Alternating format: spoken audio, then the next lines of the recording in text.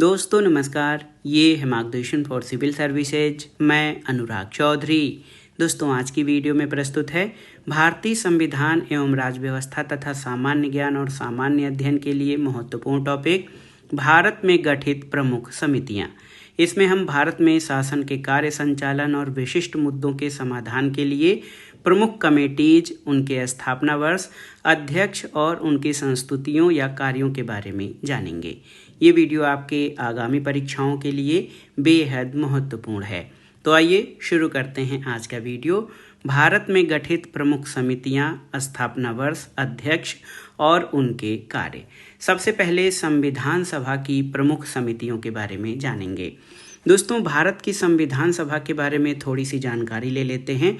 तो cabinet mission की संस्तुतियों के आधार पर भारतीय संविधान के निर्माण करने वाली संविधान सभा का गठन जुलाई 1946 में किया गया था और भारत की संविधान सभा की रचना के लिए संविधान सभा का विचार सबसे पहले स्वराज पार्टी ने 1924 में प्रस्तुत हुआ था। दोस्तों मिशन योजना के अनुसार जुलाई 1946 में संविधान सभा का चुनाव हुआ था और कुल 389 सदस्यों में से प्रांतों के लिए निर्धारित 296 सदस्यों के लिए चुनाव हुए, जिन्हें विभिन्न प्रांतों की विधानसभाओं के द्वारा चुना गया था। और आपकी जानकारी के लिए बता दें कि इसमें कांग्रेस को 208, मुस्लिम लीग को 73 और 15 अन्य दलों तथा स्वतंत्र उम्मीदवारों को मिले थे। 9 दिसंबर 1946 को संविधान सभा की पहली बैठक नई दिल्ली में हुई थी और सभा के सबसे बुजुर्ग सदस्य डॉक्टर सच्चिदानंद सिन्हा को इस सभा का अस्थायी अध्यक्ष चुना गया था। मुस्लिम लीग ने इस बैठक का बहिष्कार किया था और पाकिस्तान के लिए बिल्कुल अलग संविधान सभा की मांग की थी।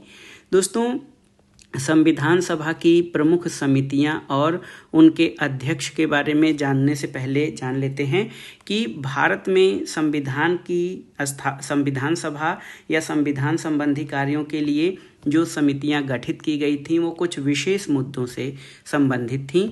ये समितियां संविधान के निर्माण और उसके विभिन्न ढांचों को तैयार करने के लिए बनाई गई थीं। देखिए सबसे पहली समिति जिसके बारे में हम जानेंगे वो है प्रारूप समिति या ड्राफ्ट समिति। देखिए बहुत ही महत्वपूर्ण है दोस्तों। प्रारूप समिति या ड्राफ्ट समिति ये संविधान सभा की समिति थी और इसका गठन जो है 1947 में हुआ था। बाबा साहब डॉक्टर भीमराव अंबेडकर इसके अध्यक्ष थे और संविधान का अंतिम ड्राफ्ट या मसौदा तैयार करना इस समिति का प्रमुख कार्य था। याद रखिएगा, बहुत ही महत्वपूर्ण है दोस्तों। BN राव द्वारा तैयार किए गए संविधान के प्रारूप पर विचार करने के लिए संविधान सभा द्वारा 29 अगस्त 1947 को एक संकल्प पारित करके प्रारूप समिति का गठन किया गया था। इसके अध्यक्ष के रूप में डॉक्टर भीमराव अंबेडकर को चुना गया। प्रारूप समिति के सदस्यों की संख्या जो है वो 7 थी।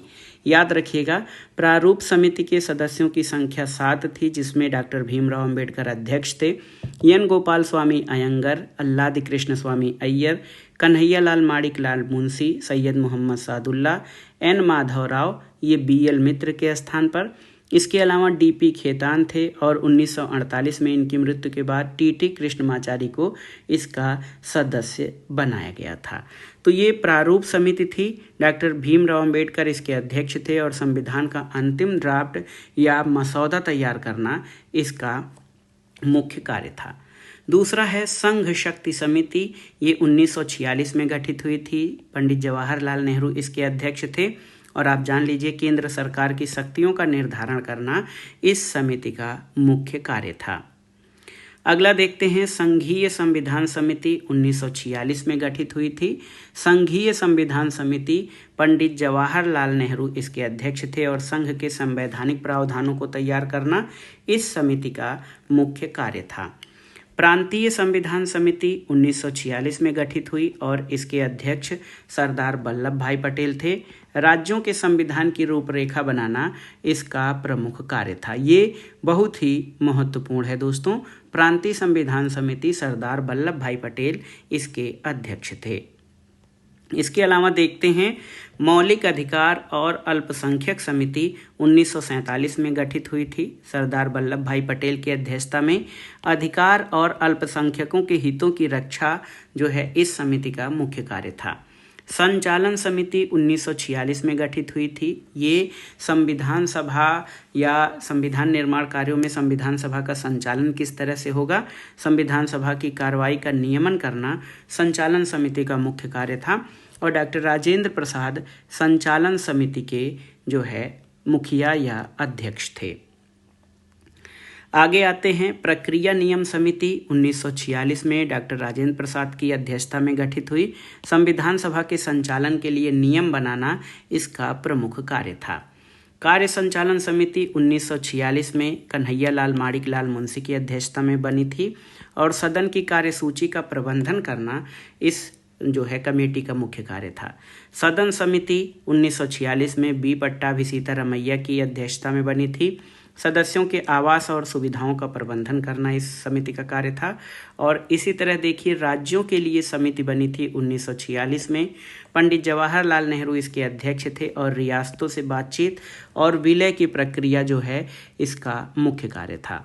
तो सामान्य रूप से देखिए संचालन समिति के अध्यक्ष डॉक्टर राजेंद्र प्रसाद, संघीय संविधान समिति के अध्यक्ष पंडित जवाहरलाल नेहरू, प्रांतीय संविधान समिति के अध्यक्ष सरदार वल्लभ भाई पटेल और संघ शक्ति समिति के पंडित जवाहरलाल नेहरू, मौलिक अधिकार और अल्पसंख्यकों संबंधी परामर्श समिति के अध्यक्ष सरदार वल्लभ भाई पटेल, राष्ट्र ध्वज संबंधी तदर्थ समिति के अध्यक्ष डॉक्टर राजेंद्र प्रसाद थे। लेकिन मौलिक अधिकार और अल्पसंख्यक संबंधी जो परामर्श समिति थी जिसके अध्यक्ष सरदार वल्लभ भाई पटेल थे, इस समिति की 2 उप समितियाँ थीं। मौलिक अधिकार उप समिति के अध्यक्ष JB कृपलानी थे और अल्पसंख्यक उप समिति के अध्यक्ष HC मुखर्जी थे। अब जो है संविधान सभा से संबंधित समितियों के बाद आइए देखते हैं राज्य पुनर्गठन और भाषाई आधार पर जो समितियां बनी थीं उनके जो है समितियां, उनके स्थापना वर्ष, अध्यक्ष और प्रमुख कार्यों को। सबसे पहले देखते हैं SK धर आयोग। दोस्तों SK धर आयोग 1948 में गठित हुआ था। SK धर की अध्यक्षता में और भाषाई आधार पर राज्यों के गठन की जांच करना इसका मुख्य कार्य था। थोड़ा सा विस्तार में देखेंगे तो राष्ट्रपति राजेंद्र प्रसाद द्वारा जून 1948 में SK धर आयोग भाषाई आधार पर भारतीय राज्यों के पुनर्गठन की व्यवहार्यता की जांच करने के लिए गठित पहली समिति थी और इसने भाषा की तुलना में प्रशासनिक सुविधा, भौगोलिक निकटता और वित्तीय व्यवहार्यता को प्राथमिकता देने की सिफारिश की थी। तो धर आयोग जो है ये तय करने के लिए बना था कि भारत की स्वतंत्रता के बाद विशेष रूप से दक्षिण भारत की मांगों के आधार पर राज्यों का पुनर्गठन भाषा के आधार पर किया जाना चाहिए या नहीं, लेकिन आयोग ने केवल भाषाई आधार पर राज्यों के निर्माण का कड़ा विरोध किया था। दूसरी समिति है JVP समिति। इसका भी गठन 1948 में हुआ था और इसमें जवाहरलाल नेहरू, सरदार वल्लभ भाई पटेल और सीतारमैया प्रमुख थे। भाषाई आधार को तत्काल खारिज करना, यानी भाषाई आधार पर राज्यों के गठन को तत्काल खारिज करना इस समिति की प्रमुख सिफारिश थी। JVP समिति आप जान लीजिए, जवाहरलाल नेहरू J से, V से वल्लभ भाई पटेल और P से पट्टाभी सीतारमैया। इसी आधार पर इस समिति का नाम JVP समिति पड़ा है। और JVP समिति का गठन 1948 में भाषाई आधार पर राज्यों के पुनर्गठन की जांच के लिए किया गया था।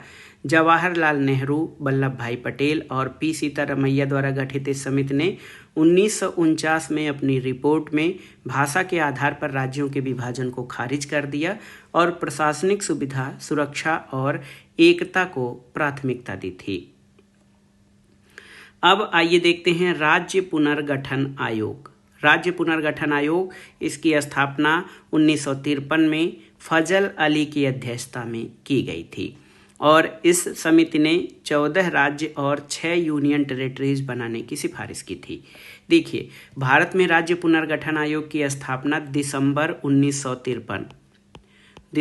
1953 में भाषाई आधार पर राज्यों की सीमाओं को पुनर्परिभाषित करने के लिए की गई थी और फजल अली की अध्यक्षता में ये आयोग बना था। इसने अपनी रिपोर्ट 1955 में सौंपी, जिसके आधार पर 1956 में राज्य पुनर्गठन अधिनियम पारित किया गया था और इसके सदस्यों में KM पडिक्कर और HN कुंजरू थे। और इसका उद्देश्य भारत में राज्यों का भाषाई और सांस्कृतिक आधार पर पुनर्गठन करना था और इसी फजल अली की अध्यक्षता वाली राज्य पुनर्गठन आयोग की सिफारिशों पर 14 राज्य और 6 केंद्र शासित प्रदेश बनाने की जो है सिफारिश की गई थी। शाह आयोग के बारे में जानते हैं। तो शाह आयोग जो है 1966 का है। शाह आयोग जेसी शाह की अध्यक्षता में ये बना था और 23 अप्रैल, ये ध्यान दीजिएगा, 23 अप्रैल 1966 को जेसी शाह के नेतृत्व में एक शाह आयोग का गठन किया गया था और इसका कार्य था पंजाब और हरियाणा के विभाजन के लिए सिफारिश, यानी पंजाब और हरियाणा के बीच सीमाओं का निर्धारण करने के लिए जो है ये शाह आयोग बना था। लेकिन एक और शाह आयोग है।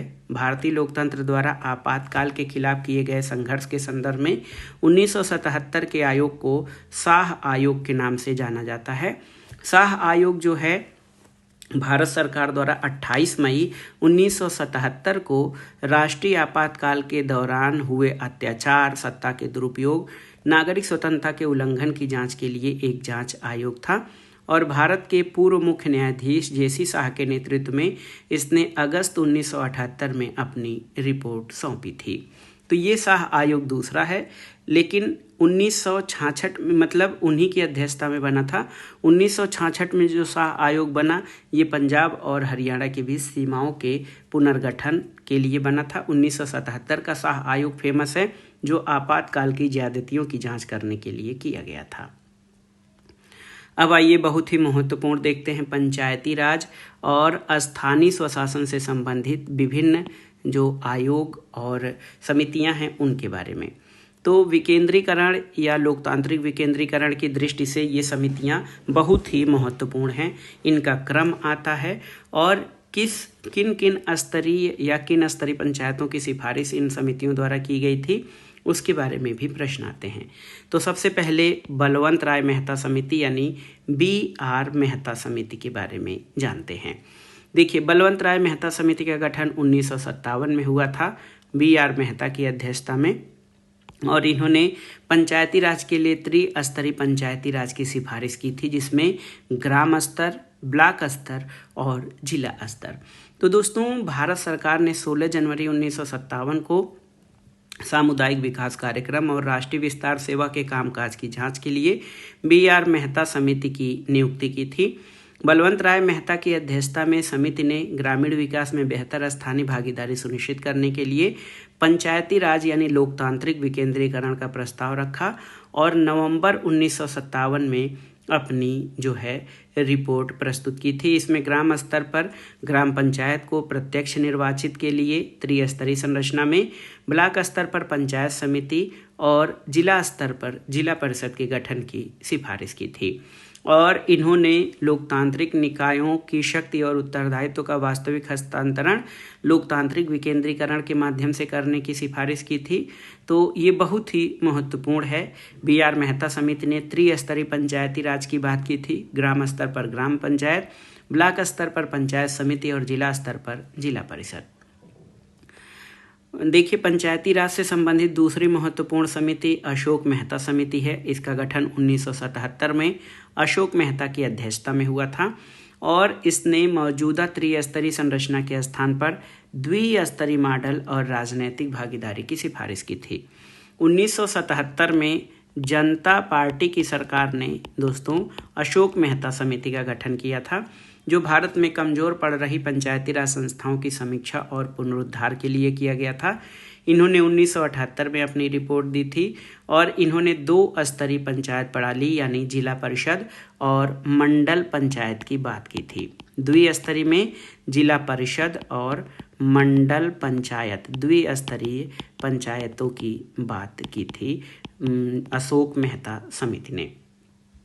तो अशोक मेहता समिति बहुत ही महत्वपूर्ण था। इसने त्रिस्तरीय प्रणाली को जिला परिषद यानी जिला स्तर और मंडल पंचायत 15,000 से 20,000 जनसंख्या वाले गांवों के समूह में बदल दिया था।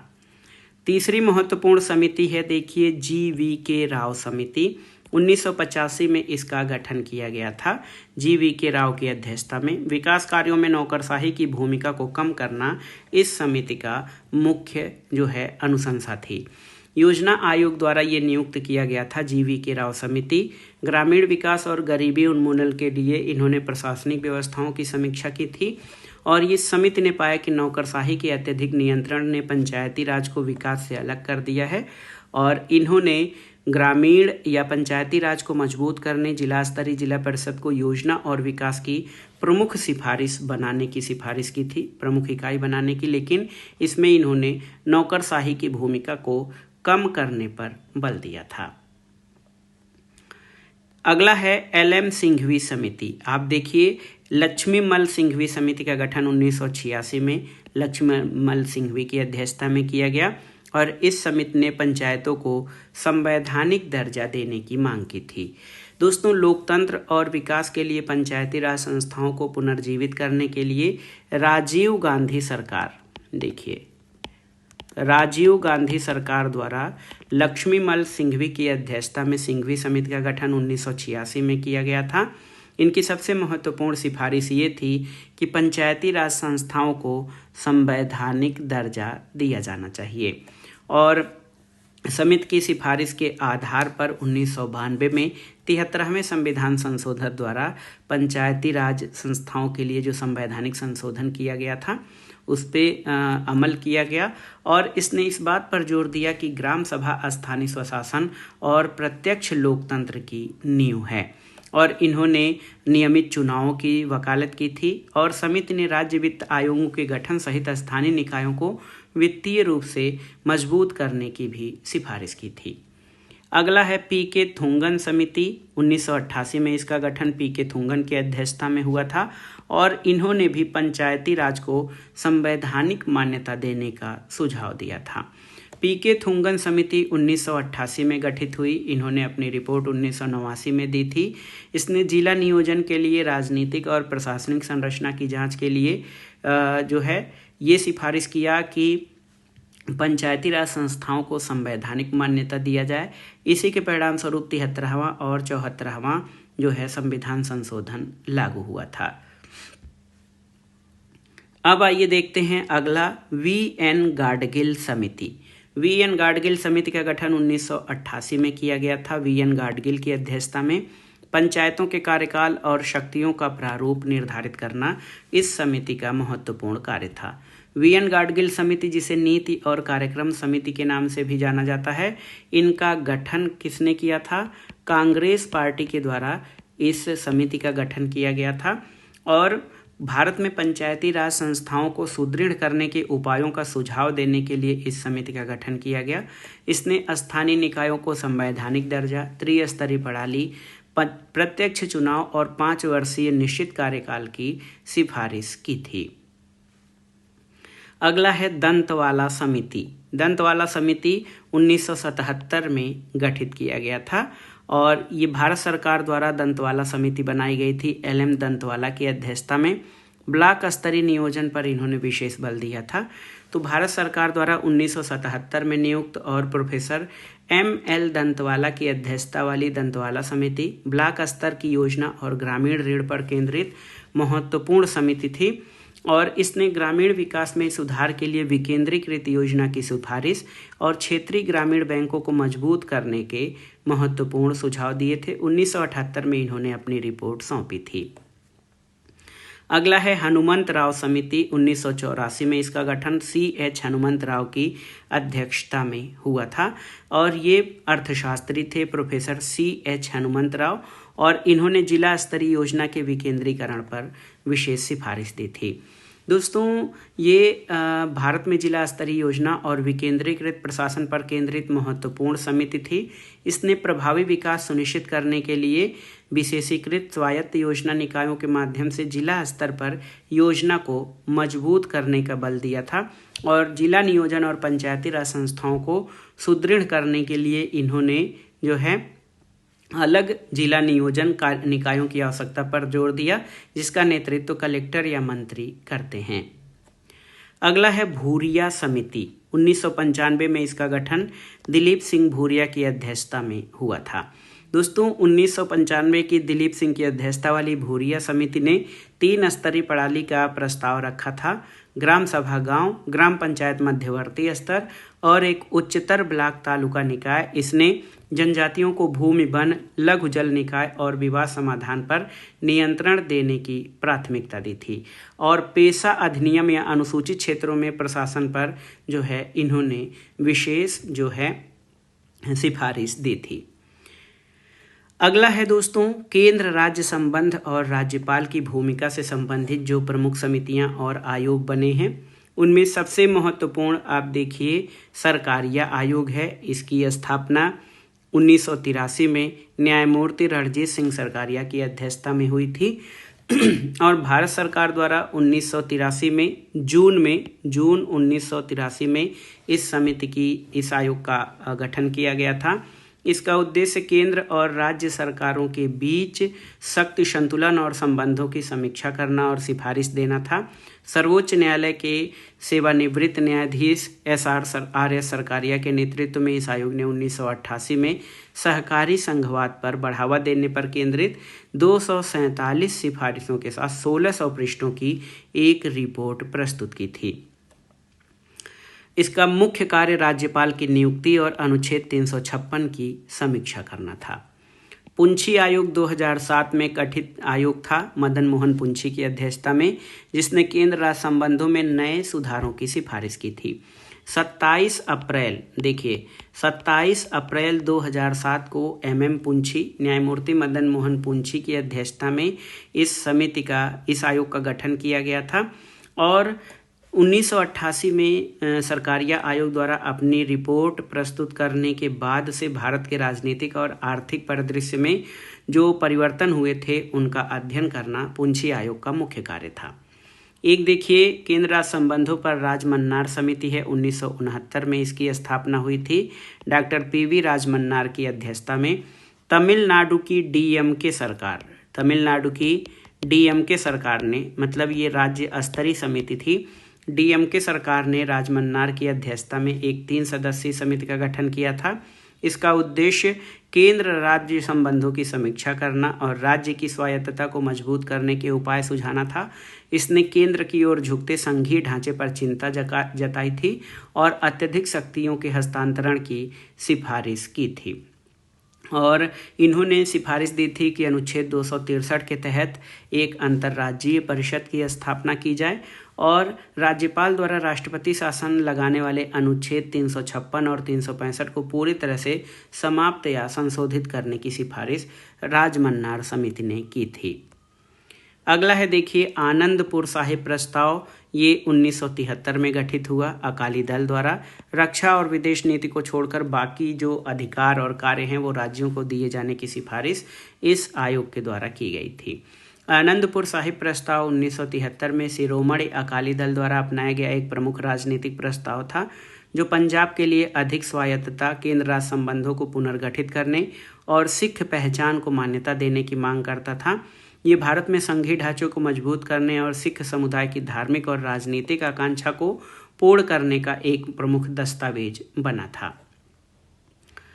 अगला है दोस्तों भगवान सहाय समिति। ये भी बहुत ही महत्वपूर्ण समिति रही। 1970 में भगवान सहाय की अध्यक्षता में बनी थी और ये समिति राज्यपाल और मुख्यमंत्रियों के संबंध में सिफारिश इस समिति ने किया था। दोस्तों देखिए ये बहुत ही महत्वपूर्ण भगवान सहाय समिति है। इन्होंने राज्यपालों के आचार संहिता और अधिकार तथा मुख्यमंत्री के संबंध में अपनी सिफारिशें दी थी। अब आइए केंद्र राज्य संबंधों के बाद जो है चुनाव सुधार या इलेक्टोरल रिफॉर्म से संबंधित समितियों के बारे में जान लेते हैं। देखिए तारकुंडे समिति चुनाव से संबंधित है। 1974 में इसका गठन VM तारकुंडे की अध्यक्षता में हुआ था और मतदान की आयु को 21 वर्ष से घटाकर 18 वर्ष करने की सिफारिश इस समिति ने की थी। दोस्तों तारकुंडे समिति का उद्देश्य भारत में चुनावी सुधार की सिफारिश करना था। जयप्रकाश नारायण द्वारा गठित VM तारकुंडे की अध्यक्षता वाली इस समिति ने मतदान की आयु 21 से घटाकर 18 वर्ष करने और चुनाव खर्च को विनियमित करने जैसे महत्वपूर्ण सुझाव दिए थे। और इसके अध्यक्ष वी.एम. तारकुंडे यानी विट्ठल महादेव तारकुंडे थे, जो एक प्रमुख वकील और नागरिक अधिकार कार्यकर्ता थे। भारतीय चुनाव प्रणाली में पारदर्शिता, निष्पक्षता और सुधार लाने की सिफारिश इन्होंने दी थी। चुनाव सुधारों पर दूसरी महत्वपूर्ण समिति दिनेश गोस्वामी समिति है। 1990 में इसका गठन हुआ दिनेश गोस्वामी की अध्यक्षता में, और इस समिति ने फोटो पहचान पत्र और ईवीएम के प्रयोग पर बल दिया था।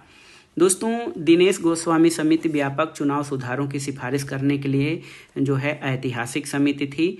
बीपी सिंह के नेतृत्व वाली नेशनल फ्रंट सरकार द्वारा गठित और तत्कालीन कानून मंत्री की अध्यक्षता में बनी इस समिति का उद्देश्य धन और बाहुबल जैसे मुद्दों का समाधान करना और चुनावी प्रक्रिया को पारदर्शी और दक्ष बनाना था।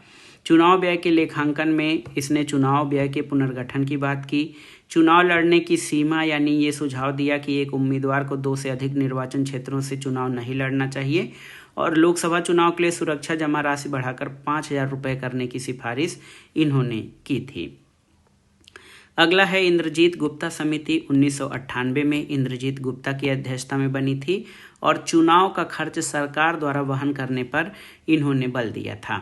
इसका उद्देश्य राजनीति में काले धन और भ्रष्टाचार के प्रभाव को कम करने के लिए चुनावों में राज्य वित्त पोषण की जांच करना और उस पर सिफारिश देना था। इन्होंने नकद के बजाय वस्तु के रूप में जैसे ईंधन, कागज, मीडिया समय आंशिक राज्य वित्त पोषण की सिफारिश की थी।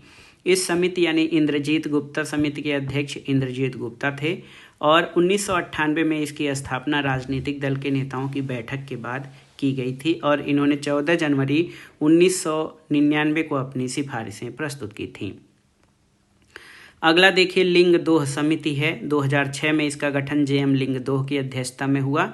छात्र संघ चुनाव में धन और बाहुबल पर रोक करने की इनकी सिफारिशें थी, और इन्होंने भारत में कॉलेज और विश्वविद्यालय के छात्र संघ चुनावों में सुधार और पारदर्शिता लाने के लिए महत्वपूर्ण सुझाव दिए थे। इन्होंने अंडर ग्रेजुएट 17 से 22 वर्ष उम्र सीमा तय की, पोस्ट ग्रेजुएट 25 वर्ष और शोध छात्र 28 वर्ष तक, और चुनाव लड़ने वाले उम्मीदवार के पास कक्षाओं में कम से कम 75% अटेंडेंस रहना चाहिए, और आपराधिक रिकॉर्ड के उम्मीदवार पर कोई विचार न किए जाने पर इन्होंने मुख्य सिफारिश दी थी। के जे राव समिति का नाम जो है चुनाव प्रक्रिया में पारदर्शिता और सुधार के लिए लाया जाता है। के जे राव समिति 2004 में गठित हुई थी। इसको टैंक समिति भी कहा जाता है। दोस्तों, के जे राव का नाम भारतीय चुनाव आयोग के पूर्व सलाहकार और विशेष पर्यवेक्षक के रूप में लिया जाता है। इन्होंने 2005 के बिहार चुनाव में चुनाव सुधारों के लिए महत्वपूर्ण कार्य किया था। अब आइए प्रशासनिक और न्यायिक सुधारों पर चलते हैं। प्रथम प्रशासनिक सुधार आयोग यानी फर्स्ट एडमिनिस्ट्रेटिव रिफॉर्म कमीशन 1966 में मोरारजी देसाई की अध्यक्षता में बना था। लोकपाल और लोकायुक्त की स्थापना की सिफारिश इस आयोग ने किया था। भारत का पहला प्रशासनिक सुधार आयोग 5 जनवरी 1966 को स्थापित किया गया। इसका उद्देश्य केंद्र और राज्य स्तर पर लोक प्रशासन की दक्षता और संरचना में सुधार के लिए सिफारिश देना था। मोरारजी देसाई की अध्यक्षता में गठित इस आयोग ने केंद्र राज्य संबंध, वित्तीय प्रशासन और जन शिकायतों के निवारण जैसे विषयों पर 578 सिफारिशें दी थीं। दूसरा है द्वितीय प्रशासनिक सुधार आयोग। तो 2005 में एम वीरप्पा मोइली की अध्यक्षता में द्वितीय प्रशासनिक सुधार आयोग का गठन हुआ था, और इन्होंने मुख्य रूप से प्रशासन में सुशासन, नैतिकता और ई गवर्नेंस से संबंधित महत्वपूर्ण सिफारिशें दी थी। संथानम समिति 1962 में के संथानम की अध्यक्षता में गठित की गई थी, और सीवीसी या सेंट्रल विजिलेंस कमीशन की स्थापना भ्रष्टाचार रोकने के लिए इनकी मुख्य सिफारिश थी, और सीवीसी की स्थापना संथानम समिति की सिफारिशों के आधार पर की गई थी। देखिए, प्रशासनिक सुधारों से संबंधित एक और महत्वपूर्ण समिति है बोहरा समिति। 1993 में एन बोहरा की अध्यक्षता में ये गठित हुई थी, और अपराध और राजनीति के गठजोड़ की जांच करने के लिए ये समिति गठित हुई थी। 1993 में बोहरा समिति का मुख्य उद्देश्य भारत में राजनीति यानी नौकरशाही और अपराधियों के बीच साठगांठ की जांच करना था। ये समिति एन बोहरा की अध्यक्षता में गठित की गई थी, जो उस समय गृह सचिव थे। 9 जुलाई 1993 को पीवी नरसिम्हा राव सरकार द्वारा बम्बई बम धमाकों के बाद इसकी स्थापना की गई थी। राजनीति के अपराधीकरण की जांच करना, अपराधियों, राजनेताओं और सरकारी अधिकारियों के संबंधों का पता लगाना इस समिति का मुख्य उद्देश्य था। और समिति ने पाया कि आपराधिक नेटवर्क एक समानांतर सरकार की तरह काम कर रहे थे और उन्हें राजनीतिक संरक्षण भी प्राप्त था। अगला है जे.एस. वर्मा समिति। 2013 में जस्टिस जे.एस. वर्मा की अध्यक्षता में बनी थी। ये जो है बलात्कार कानूनों में संशोधन से संबंधित था और ये निर्भया केस से रिलेटेड जे.एस. वर्मा समिति थी। मालीमठ समिति, सन 2000 में इसका गठन हुआ। Justice VS. मालीमठ की अध्यक्षता में आपराधिक न्याय प्रणाली में व्यापक सुधार करना इस समिति का उद्देश्य था। मालीमठ समिति का गठन 2000 में भारत के गृह मंत्रालय द्वारा आपराधिक न्याय प्रणाली में सुधार के लिए और न्यायमूर्ति वी.एस. मालीमठ की अध्यक्षता वाली इस समिति ने 2003 में अपनी रिपोर्ट सौंपी थी और इसमें जांच की गुणवत्ता, पीड़ितों के अधिकारों और न्याय में तेजी लाने के लिए 125 से अधिक जो है सिफारिशें दी गई थीं। अगला है वेंकट चलैया आयोग। सन 2000 में इसकी स्थापना एम.एन. वेंकट चलैया की अध्यक्षता में की गई थी और संविधान की कार्यप्रणाली की समीक्षा करना इस समिति का मुख्य सिफारिश था। अब आइए देखते हैं सामाजिक, शिक्षा और आर्थिक सुधारों से संबंधित जो प्रमुख समितियां और आयोग थे। सबसे पहला है काका कालेलकर आयोग। 1953 में इसकी स्थापना काका कालेलकर की अध्यक्षता में हुई थी और इसको प्रथम पिछड़ा वर्ग आयोग भी कहा जाता है। 29 जनवरी 1953 को भारत के राष्ट्रपति द्वारा नियुक्त किया गया था इस समिति को और काका कालेलकर की अध्यक्षता में इस आयोग का उद्देश्य भारत में सामाजिक और शैक्षणिक रूप से पिछड़े वर्ग यानी ओबीसी की स्थिति की जांच करना और उनकी स्थिति में सुधार के लिए उपाय सुझाना था। दूसरा मंडल आयोग है। 1979 में इसका गठन किया गया बीपी मंडल की अध्यक्षता में और इस समिति ने ओबीसी को 27% आरक्षण देने की ऐतिहासिक सिफारिश की थी। मंडल आयोग की स्थापना भारत में 1979 में प्रधानमंत्री मोरारजी देसाई के नेतृत्व वाली जनता पार्टी सरकार द्वारा सामाजिक और शैक्षणिक रूप से पिछड़े वर्गों की पहचान और जातिगत भेदभाव को दूर करने के लिए की गई थी। बिंदेश्वरी प्रसाद मंडल की अध्यक्षता में इस आयोग ने सरकारी नौकरियों और शैक्षणिक संस्थानों में ओबीसी के लिए 27% आरक्षण की सिफारिश की, जिसे 1990 में प्रधानमंत्री वीपी सिंह द्वारा लागू किया गया था। इस आयोग ने पिछड़ेपन का निर्धारण करने के लिए 11 सामाजिक, आर्थिक, शैक्षणिक संकेतों का जो है प्रयोग किया था और आयोग ने पाया कि भारत की 52% आबादी अन्य पिछड़ा वर्ग से संबंधित है और उसे 3743 समुदायों की उसने पहचान दी थी। केंद्र सरकार की नौकरियों और केंद्रीय शिक्षण संस्थानों में ओबीसी के लिए 27% आरक्षण देना इसकी मुख्य अनुशंसा थी और ये रिपोर्ट 1980 में प्रस्तुत की गई, लेकिन इसे लगभग एक दशक बाद 1990 में बीपी सिंह द्वारा कार्यान्वित किया गया था। सच्चर समिति के बारे में जानते हैं तो 2005 में राजेंद्र सिंह सच्चर की अध्यक्षता में सच्चर समिति गठित की गई थी भारतीय मुसलमानों की सामाजिक आर्थिक स्थिति के आकलन के लिए। 2005 में तत्कालीन पीएम मनमोहन सिंह द्वारा एक उच्च स्तरीय समिति थी जस्टिस राजेंद्र सच्चर की अध्यक्षता में। इन्होंने अपनी रिपोर्ट 2006 में सौंपी, जिसमें मुस्लिमों की स्थिति दलितों और आदिवासियों से भी बदतर बताई गई थी। सरकारी नौकरियों में मुस्लिमों की भागीदारी बहुत कम, केवल 2.5% थी और शैक्षणिक और आर्थिक रूप से समुदाय काफ़ी पिछड़ा हुआ था। अब आगे आते हैं कोठारी आयोग पर। तो देखिए, कोठारी आयोग का गठन 1964 में डी.एस. कोठारी यानी दौलत सिंह कोठारी की अध्यक्षता में हुआ था। आधुनिक शिक्षा प्रणाली का ढांचा तैयार करना कोठारी आयोग का मुख्य उद्देश्य था। कोठारी आयोग को राष्ट्रीय शिक्षा आयोग भी कहा जाता है, याद रखिएगा। कोठारी आयोग 1964 में गठित किया गया था और आधुनिक शिक्षा प्रणाली का ढांचा जो है बहुत ही महत्वपूर्ण था। इनका उद्देश्य शिक्षा के सभी पहलुओं की जांच करना था और इसने प्राथमिक से लेकर विश्वविद्यालय स्तर की शिक्षा की व्यापक समीक्षा की और इसने एक समान शिक्षा 10+2+3 की सिफारिश की थी। यानी हाई स्कूल, 2 साल का इंटर और 3 साल का जो है स्नातक पाठ्यक्रम की सिफारिश इसने की थी। अगला है स्वर्ण सिंह समिति। 1976 में सरदार स्वर्ण सिंह की अध्यक्षता में बनी थी और इनकी सिफारिश के आधार पर 42वें संविधान संशोधन द्वारा मूल कर्तव्य जोड़े गए थे। रंगराजन समिति 2012 में सी रंगराजन की अध्यक्षता में बनी थी और ये गरीबी मापने की नई विधि का अनुशंसा इसमें किया गया था। एक और समिति है नरसिम्हन समिति। 1991 में एन नरसिम्हन की अध्यक्षता में बनी थी और इन्होंने बैंकिंग क्षेत्र में सुधार से संबंधित सिफारिशें दी थी। राजा जे चलैया समिति 1991 में राजा चलैया की अध्यक्षता में इस समिति का गठन हुआ और इसने कर सुधारों की रूपरेखा पर विशेष अनुशंसा की थी। अगला है केलकर समिति। तो केलकर समिति 2002 की है, विजय केलकर की अध्यक्षता में। इसने प्रत्यक्ष और परोक्ष कर सुधारों पर अपनी सिफारिश दी थी। कस्तूरी रंगन समिति 2017 में गठित हुई के कस्तूरी रंगन की अध्यक्षता में और इसने नई शिक्षा नीति यानी न्यू एजुकेशन पॉलिसी 2020 का ड्राफ्ट तैयार किया था।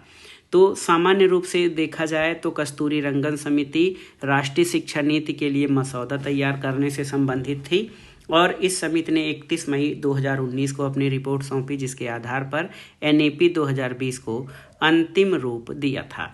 डॉक्टर के कस्तूरी रंगन की अध्यक्षता में भारत सरकार ने 2 समितियों का गठन किया है जो शिक्षा और पर्यावरण संरक्षण से संबंधित था। पश्चिमी घाट के संरक्षण और सतत विकास में संतुलन स्थापित करने का प्रस्ताव देने के लिए भी के कस्तूरी रंगन की अध्यक्षता में समिति गठित की गई थी। अब आइए जांच और अन्य विशिष्ट समितियों के बारे में जान लेते हैं। शाह आयोग, इसके बारे में हमने चर्चा किया कि शाह आयोग 1977 में JC शाह की अध्यक्षता में आपातकाल यानी 1975 के आपातकाल की ज्यादतियों की जांच के लिए गठित किया गया था। ठक्कर आयोग की स्थापना 1984 में MP ठक्कर की अध्यक्षता में किया गया था और इस आयोग का गठन इंदिरा गांधी जो तत्कालीन प्रधानमंत्री थी उनकी हत्या के बाद इसकी जांच करने के लिए ठक्कर आयोग बना था। 31 अक्टूबर 1984 को इंदिरा गांधी की हत्या के तुरंत बाद इस आयोग का गठन किया गया था। न्यायमूर्ति MP ठक्कर ये 1 सदस्यीय आयोग था। इसका उद्देश्य हत्याकांड की जांच करना, सुरक्षा में चूक का पता लगाना, चिकित्सा कर्मचारियों की लापरवाही और किसी विदेशी एजेंसी की संभावित भागीदारी का पता लगाना इसका मुख्य उद्देश्य था। अगला लिब्राहन आयोग 1992 में MS लिब्राहन की अध्यक्षता में गठित हुआ और इसका मुख्य कार्य बाबरी मस्जिद विध्वंस की जांच करना था। अगला जो आयोग है नानावती आयोग 2002 में GT नानावती की अध्यक्षता में गठित हुआ। गुजरात के गोधरा कांड और सिख विरोधी दंगों की जांच करने का कार्य जो है ये नानावती आयोग के द्वारा किया गया था। एक और देखिए महत्वपूर्ण समिति PC होता समिति है। 2004 में इसका गठन PC होता की अध्यक्षता में किया गया और भारत में सिविल सेवा परीक्षा में सुधार जो है इस समिति की मुख्य सिफारिश थी। भारत में सिविल सेवा सुधारों पर गठित एक महत्वपूर्ण समिति थी और इसके अध्यक्ष UPSC के पूर्व चेयरमैन पूर्णचंद होता थे। इनका मुख्य उद्देश्य प्रशासनिक दक्षता बढ़ाने के लिए जवाबदेही तय करना और भ्रष्टाचार कम करने के लिए सिविल सेवा के ढांचे में व्यापक सुधारों की सिफारिश करना था। अगला देखिए साकेत समिति 2015 में पुलिस व्यवस्था में सुधार के लिए गठित की गई थी। एक देखिए बहुत ही महत्वपूर्ण लोढ़ा समिति है, आप देख सकते हैं लोढ़ा समिति। लोढ़ा समिति 2015 में RM लोढ़ा की अध्यक्षता में गठित की गई थी। ये एक 3 सदस्यीय पैनल थी। इसका नेतृत्व पूर्व मुख्य न्यायाधीश RM लोढ़ा ने किया था और क्रिकेट प्रशासन में सुधार करना इसका मुख्य उद्देश्य था। IPL स्पॉट फिक्सिंग घोटाले के बाद BCCI में व्यापक प्रशासनिक सुधार या पारदर्शिता लाने और भ्रष्टाचार को रोकने के लिए सिफारिश देने के लिए इसका गठन किया गया था RM लोढ़ा की अध्यक्षता में। अगला है रघुराम राजन समिति। 2013 में रघुराम राजन की अध्यक्षता में बना था। वित्तीय क्षेत्र के सुधार और राज्यों के पुनर्गठन पर सिफारिशें इन्होंने दिया था। भारत की वित्तीय प्रणाली में आधुनिकीकरण के लिए 100 चरणों का एक रोड मैप प्रस्तावित किया था और इन्होंने फाइनेंशियल समावेशन यानी वित्तीय समावेशन को बढ़ाने, प्रतिस्पर्धा को बढ़ावा देने और सुधारों की दिशा में छोटे और क्रमिक कदमों पर जोर दिया था। अगला है मुकुल मुदगल समिति। ये 2014 में गठित हुई थी मुकुल मुदगल की अध्यक्षता में। आईपीएल स्पॉट फिक्सिंग की जांच करना इसका मुख्य उद्देश्य था। मुकुल मुदगल समिति 2013 में सर्वोच्च न्यायालय के द्वारा नियुक्त 4 सदस्यीय समिति थी और 2013 में यहाँ पर कर लीजिए 2013 में इसका गठन किया गया था और सेवानिवृत्त न्यायाधीश मुकुल मुदगल ने की थी। इसने 2013 की इंडियन प्रीमियर लीग मैचों में सट्टेबाजी, स्पॉट फिक्सिंग और भ्रष्टाचार के आरोपों की जांच की थी और समिति ने पाया कि टीम के अधिकारी गुरुनाथ मेयप्पन और राज कुंद्रा सट्टेबाजी में शामिल थे। मुदगल समिति ने 2013 आईपीएल में भ्रष्टाचार और सट्टेबाजी के आरोपों की स्वतंत्र रूप से जांच की थी। अगला है बासु समिति। बासु समिति डी.के. बसु की अध्यक्षता में गठित हुई थी। इसने पुलिस बल के आधुनिकीकरण पर प्रारंभिक सुझाव दिया था। तो दोस्तों ये था आज का वीडियो। इसमें हमने भारत में गठित प्रमुख समितियों और आयोगों के बारे में, उनका गठन कब हुआ, उनके अध्यक्ष कौन थे और उनके प्रमुख सिफारिशें कौन कौन सी थीं, इसके बारे में हमने अध्ययन किया। और ये वीडियो आपके आगामी विभिन्न परीक्षाओं के लिए बेहद महत्वपूर्ण है। आप इसको अच्छे से तैयार कर लीजिएगा। ये वीडियो आपको कैसा लगा हमें कमेंट बॉक्स में ज़रूर बताइएगा। वीडियो को लाइक करें, शेयर करें और इस चैनल मार्गदर्शन फॉर सिविल सर्विसेज को सब्सक्राइब करें। वीडियो देखने के लिए धन्यवाद। नमस्कार।